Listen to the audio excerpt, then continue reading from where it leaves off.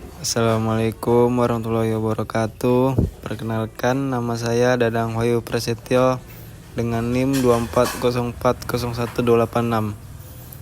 Baik, di sini saya akan menjelaskan tentang penerapan kecerdasan buatan untuk prediksi dan deteksi bencana banjir. Baik, yang pertama ada latar belakang, yang mana banjir ini adalah bencana alam paling sering terjadi di dunia dan menyumbang kurang lebih 43% dari total kejadian bencana global 2 dekade terakhir menurut CRED tahun 2020. Metode konvensional HEC, HMS, SWMM, dan model statistik terbatas untuk sistem peringatan dini real time, butuh data lengkap, komputasi lama, dan banyak asumsi.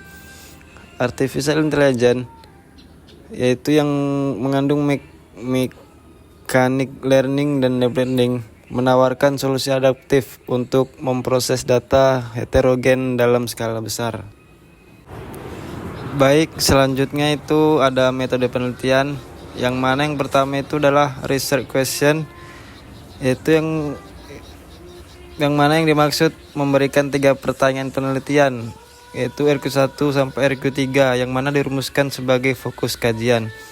Dan yang kedua itu protokol review, yang bermaksud untuk melakukan pencarian pada IEE Explore, Scopus, Science Direction, dan Google Scholar.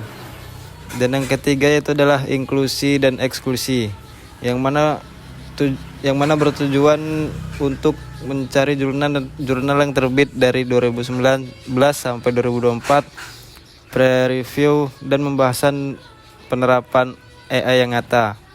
Dan yang terakhir itu adalah data extraction, yang mana 22 artikel terpilih yang diekstraksi melalui teknik AI, sumber data, dan temuan. Selanjutnya itu ada teknik AI yang paling banyak digunakan. Yang pertama yaitu LSTM, yang mana LSTM ini diunggulkan dalam bentuk prediksi deret waktu, yang mana dapat mencari debit sungai dan curah hujan. Dan yang kedua yaitu adalah CNN atau UNIT, yang mana mendominasi deteksi dan pemetaan banjir dari citra satelit. Dan yang tiga adalah Transformer dan Fit, yang menunjukkan performa terbaik pada data kompleks. Dan yang terakhir yaitu adalah Federation Learning dan LLM, mulai muncul sebagai inovasi terkini. Baik, selanjutnya itu ada sumber data yang paling umum digunakan. Yang pertama itu adalah data hidrolik, yang mana sumbernya berasal dari BMKG atau pemerintah, yang mana untuk mendeteksi curah hujan, debit sungai, dan level air. Dan yang kedua adalah citra SAR Sentinel-1, yang mana bersumber dari satelit, yang untuk melakukan pemetaan genangan dan deteksi banjir. Dan yang ketiga yaitu adalah sensor IoT, yang mana bersumber dari titik strategis dan bertujuan untuk data real time di lapangan. Dan yang keempat yaitu adalah media sosial, yang bersumber dari Twitter, yang mana laporan lapangan ini bersifat real time. Dan yang terakhir yaitu adalah data sintetis, yang mana bersumber dari augmentasi, yang bertujuan untuk skenario banjir yang ekstrim.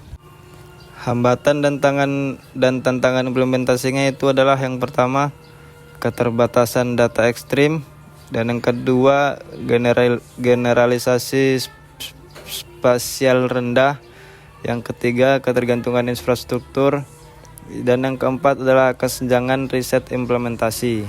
Nah, yang terakhir itu adalah kesimpulan. Kesimpulannya adalah yang mana deep learning atau khususnya LSTM dan CNN unit mendominasi penelitian prediksi dan deteksi banjir dari tahun 2019 sampai 2024. Dan yang kedua, kombinasi data hidrologi, citra satelit SAR, dan sensor IoT menjadi fondasi utama input model AI.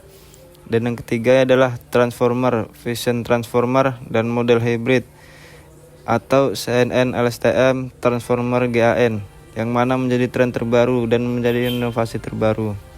Dan yang keempat adalah Federated Learning, dan Physics Informated Neural Network dinilai paling menjanjikan untuk masa depan. Baik, cukup sekian presentasi yang dapat saya sampaikan. Apabila ada kata-kata yang salah, mohon dimaafkan. Saya akhiri. Wabillahi taufiq wal hidayah. Wassalamualaikum warahmatullahi wabarakatuh.